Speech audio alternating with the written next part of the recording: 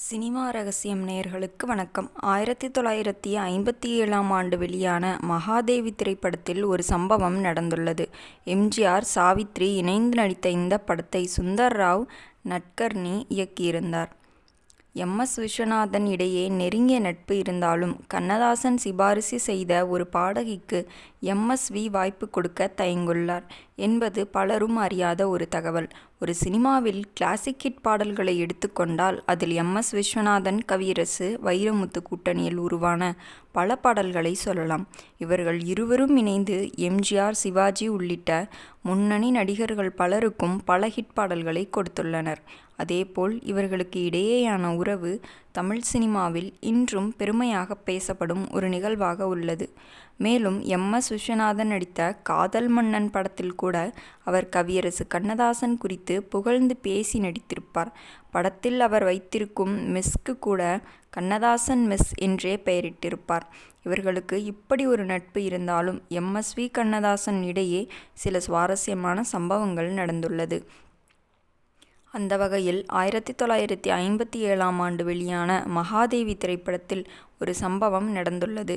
எம்.ஜி.ஆர்., சாவித்ரி இணைந்து நடித்த இந்த படத்தை சுந்தர் ராவ் நட்கர்னி இயக்கிய நிலையில் எம்.எஸ். விஸ்வநாதன், ராமமூர்த்தி இசையமைத்துள்ளனர். படத்திற்கான திரைக்கதை எழுதியது மட்டுமல்லாமல் 3 பாடல்களையும் கண்ணதாசன் எழுதியிருந்தார். இந்த படத்தில் ஒரு உணர்ச்சிகரமான பாடலை பாடுவதற்காக பாடகி ஜமுனா ராணி பெயரை எம்.எஸ்.வி.யிடம் சிபாரிசு செய்துள்ளார் கண்ணதாசன். ஆனால் அவரது பெயரை எம்.எஸ்.வி. எளிதில் ஏற்றுக்கொள்ளவில்லை. சினிமாவில் கவர்ச்சி பாடல்களை பாடக்கூடிய அவர் இந்த பாடலை எப்படி உணர்வுபூர்வமாக பாடுவார் என்று கேட்டு அவருக்கு வாய்ப்பு கொடுக்க மறுத்துள்ளார். இந்த சம்பவம் நடந்த காலகட்டத்தில் ஜமுனா ராணி பெரிய வெற்றி பாடல்களை கொடுத்தவர்.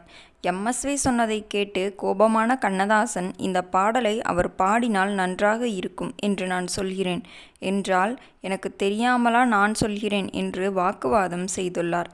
இப்போது அவரை பாட வையுங்கள். அவர் பாடுவது சரியில்லை என்றால் இந்த பாடல் பதிவுக்கான மொத்த செலவையும் நானே ஏற்றுக்கொள்கிறேன் என்று கண்ணதாசன் சொல்ல எம்.எஸ்.வி. ஒப்புக்கொண்டு ஜமுனா ராணியை பாட வைத்துள்ளார். இந்த பாடலை அவர் பாடி முடித்தவுடன் மிகவும் அற்புதமாக இருக்கிறது என்று படத்தின் இயக்குனர் பாராட்டியுள்ளார்.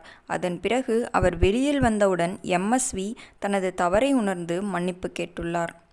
காமுகா நெஞ்சில் என்று தொடங்கும் இந்த பாடலை மருதகாசி எழுதியிருந்த நிலையில் ஜமுனா ராணி அற்புதமாக பாடி தன்னை வேண்டாம் என்று சொன்ன எம்.எஸ்.வி.க்கு தனது திறமையை நிரூபித்துள்ளார்.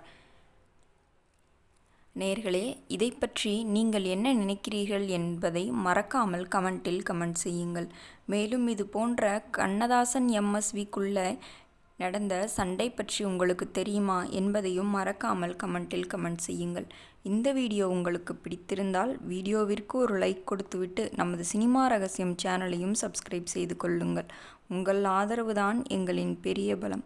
மேலும் இது போன்ற சுவாரஸ்யமான சினிமா தகவல்களுடன் நாளை உங்களை சந்திக்கிறேன். நன்றி, வணக்கம்.